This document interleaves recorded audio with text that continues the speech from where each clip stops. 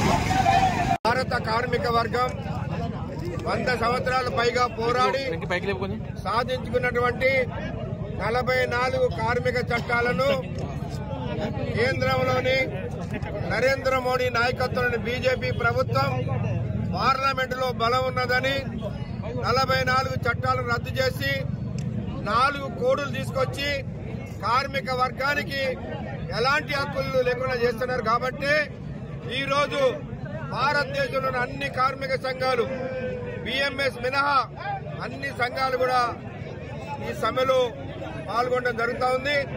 ఈ రోజు సింగరేణిలో భారత కార్మిక సంఘాలు ఇచ్చిన పిలుపు మేరకు సింగరేణి కార్మికులు కొత్తగూడెం, ఎల్లందు, మణుగూరు, భూపాలపల్లి, గోదావరిఖని, శ్రీరాంపూర్, మందమరి, బెల్లంపల్లి అన్ని ఏరియాల్లో కూడా కార్మికులు స్వచ్ఛందంగా పాల్గొన్నారు.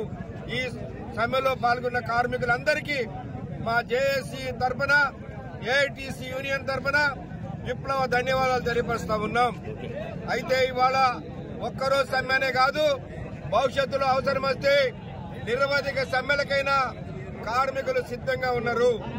అయితే ఈ యొక్క కోడులను రద్దు చేయాలని మనం కోరుతా ఉన్నాం.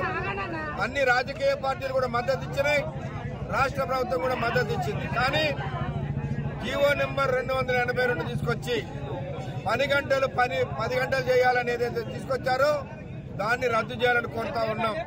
ఒక పక్కన మద్దతు ఇస్తూ రెండో పక్కన నరేంద్ర మోడీ తెచ్చిన కోడుల్ని అమలు చేయడం కరెక్ట్ కాదని కూడా మేము జేఏసీగా అన్ని కార్మిక సంఘాల తరఫున ఖండిస్తున్నాం.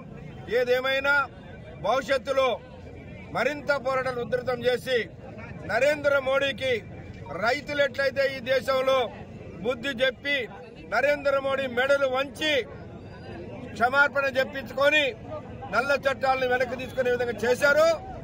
మొత్తం భారత కార్మిక వర్గం కూడా మరి పోరాటాల ద్వారా హక్కులు సాధించుకోవాలని విజ్ఞప్తి చేస్తా ఉన్నాం. మరిన్ని వీడియోస్ కోసం ఛానల్ ని సబ్స్క్రైబ్ చేయండి. లేటెస్ట్ అప్డేట్స్ కోసం వాట్సాప్ ఛానల్ ని ఫాలో చేయండి. అండ్ లింక్ డిస్క్రిప్షన్ లో ఉంది.